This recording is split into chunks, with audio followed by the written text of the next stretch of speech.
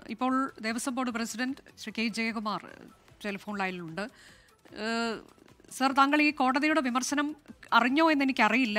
ഇത്തരത്തിലേക്ക് അനുവദിക്കാൻ കഴിയില്ല, കടുത്ത അതൃപ്തി അറിയിച്ചിരിക്കുകയാണ് ഹൈക്കോടതി. ഇത് ഭക്തർക്കുണ്ടാക്കുന്ന ബുദ്ധിമുട്ട് ചെറുതല്ല എന്ന് പറയുന്നു. വലിയൊരു ദുരന്തമുണ്ടാകാനുള്ള സാധ്യത പോലും തള്ളിക്കളയാൻ കഴിയില്ല. മുന്നൊരുക്കങ്ങൾ ശരിയായില്ല, പാളിച്ചയുണ്ടായി എന്ന് പറഞ്ഞിരിക്കുന്നു. താങ്കളുടെ ആദ്യ പ്രതികരണം എങ്ങനെയാണ് സർ? അത് നമുക്ക് എങ്ങനെ നിഷേധിക്കാൻ പറ്റും?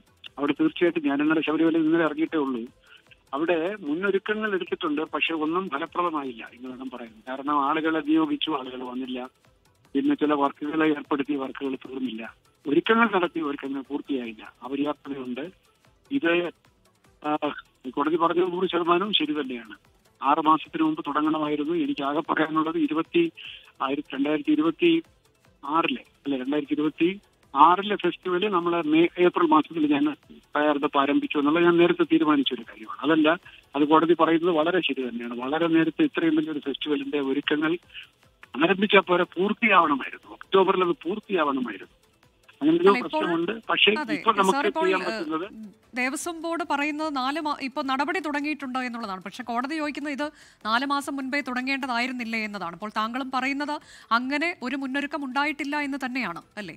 മുന്നൊരുക്കം ഉണ്ടായി, പക്ഷെ പൂർത്തിയായില്ല. പലതും ഒരുക്കങ്ങൾ ആരംഭിച്ചതെല്ലാം പകുതി വഴിയിലൊക്കെ ആയിരിക്കുകയാണ്. അതൊക്കെ ഇപ്പൊ പൂർത്തിയാക്കിക്കൊണ്ടിരിക്കുന്നു. അതുകൊണ്ട് കോടതിയുടെ നിരീക്ഷണങ്ങളെല്ലാം 100% നമുക്ക് ശരിവയ്ക്കേണ്ടതും യോജിക്കേണ്ടതും വിലപ്പെട്ടതുമാണ്.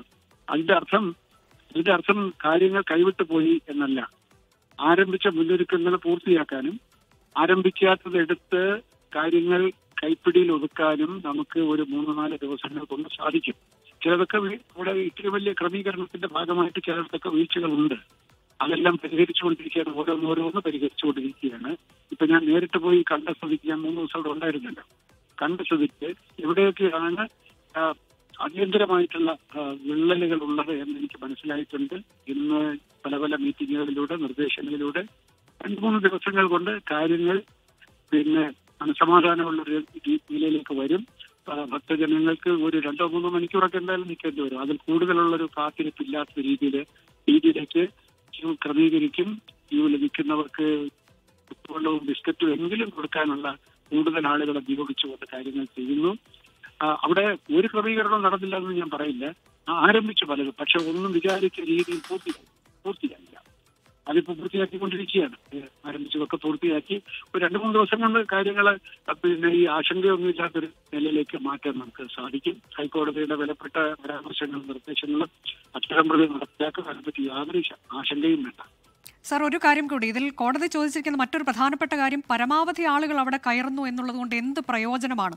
ആളുകൾക്ക് നിൽക്കാൻ പറ്റുന്ന എത്ര സ്ഥലമുണ്ട് എന്ന് ചോദിക്കുന്നു.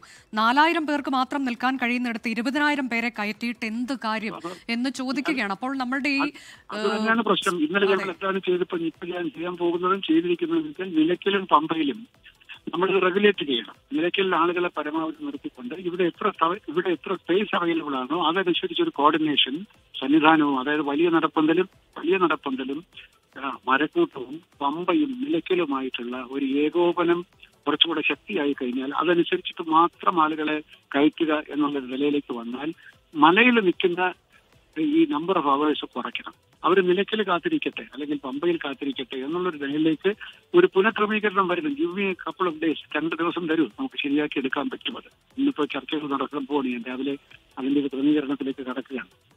ഒരു നിർദ്ദേശം കൂടി കോടതി മുന്നോട്ട് വയ്ക്കുന്നുണ്ട്, സെക്ടർ തിരിച്ച ആളുകളെ കയറ്റിവിട്ടുകൂടെ എന്നപ്പോൾ അങ്ങനെയൊക്കെ നമ്മൾക്ക് ചിന്തിക്കേണ്ടി വരുമെന്ന് തോന്നുന്നു, അല്ലേ സർ? അത് തന്നെയാണ് ഈ സെക്ടർ തിരിച്ചു തന്നെയാണ് ഞാൻ ഈ പറഞ്ഞത്. ഈ ശബരിമലയിൽ കയറി കഴിഞ്ഞാൽ ഓഫ്കോഴ്സ് നമുക്ക് 2-3 സെക്ടർ ആക്കാം. പക്ഷേ ശബരിമലയിലോട്ട് പമ്പയിലേക്ക് വരുന്നത് തന്നെ നമ്മൾ നിലയ്ക്കലില് ഇവിടുത്തെ സ്ഥിതി കാരണം കയറുന്നവർ ഇറങ്ങുന്നതുമായിട്ടുള്ളൊരു മിസ്മാച്ച് ഉണ്ട്. നമ്മൾ കയറുന്ന സ്പീഡിൽ ആളുകൾ ഇറങ്ങില്ല. കയറി കഴിഞ്ഞാൽ എല്ലാവരും സന്നിധാനത്ത് തന്നെ ഇരിക്കും, പൂറ്റത്തിരിക്കും. അപ്പൊ ഇവിടെ ക്രൗഡ് എപ്പോഴും നമുക്ക് അനുഭവപ്പെട്ടുകൊണ്ടിരിക്കും. അവർ പോകുന്നതിനൊരു ക്രമീകരണം നമുക്ക് അവരെ മാറ്റി ഓടിക്കാനൊന്നും പറ്റില്ലല്ലോ. നമുക്ക് അനൗൺസ് ചെയ്യാം, ദർശനം കഴിഞ്ഞത് മഴയിൽ നിൽക്കരുത്, സ്ഥലപരിമിതി ഉണ്ടെന്നൊക്കെ അനൗൺസ് ചെയ്തുകൊണ്ട് പരമാവധി ആളുകളെ ഇറക്കണം. അതനുസരിച്ചിട്ട് അവിടെ സ്ഥലം കിട്ടും. പിന്നെ വേറൊന്നുണ്ട്, ഇതൊക്കെ ആണെങ്കിലേ ഒരു മണിക്കൂറില് ഒരു 3500 ആളുകളിൽ കൂടുതൽ ഈ 18-ാം പടി കയറില്ല.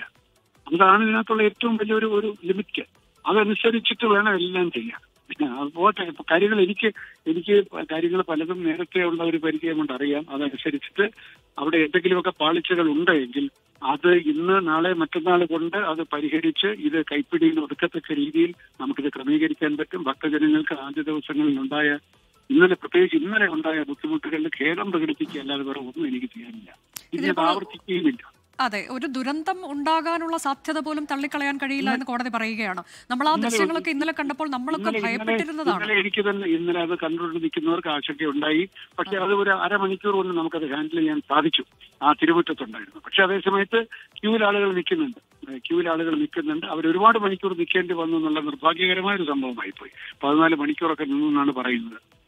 അത് നമുക്ക് ഞാൻ പറഞ്ഞില്ലേ, നമുക്ക് 2-3 ദിവസം കൊണ്ട് ഇത് കാര്യങ്ങള് കോടതിയുടെ തൃപ്തിക്കനുസരിച്ചും ഭക്തജനങ്ങളുടെ തൃപ്തിക്കനുസരിച്ചും കാര്യങ്ങൾ പുനഃക്രമീകരിച്ചുകൊണ്ടിരിക്കുകയാണ്. ഇത് ഹെർക്യൂലിയൻ ടാസ്ക്കാണ്. ഞങ്ങളത് അതിലേക്ക് കടക്കുകയാണ്.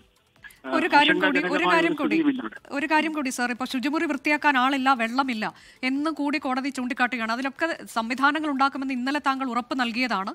അപ്പോൾ അത് ആ രീതിയിൽ തന്നെ നടപ്പാക്കപ്പെടും എന്ന് നമുക്ക് കരുതാം. ഇപ്പോൾ എത്ര പേര് 300 പേര് നിയോഗിച്ചിട്ടുണ്ട്. ആക്ച്വലായിട്ട് എത്ര പേരുണ്ടെന്ന് ഹെഡ് കൗണ്ട് എടുത്ത് 2 മണിക്കൂറിന് എന്നോട് പറയാൻ ഞാൻ പറഞ്ഞിരിക്കുകയാണ്. ഇപ്പോൾ എടുത്ത് അത് നടക്കും, ഡോണ്ട് വറി. അതിപ്പോ 2 കോടി ബിസ്ക്കറ്റ് വന്നിട്ടുണ്ട്, അത് പൊട്ടിച്ചിരുന്നില്ല. ഇന്നലെയാണ് അത് കൊടുക്കുന്നത്.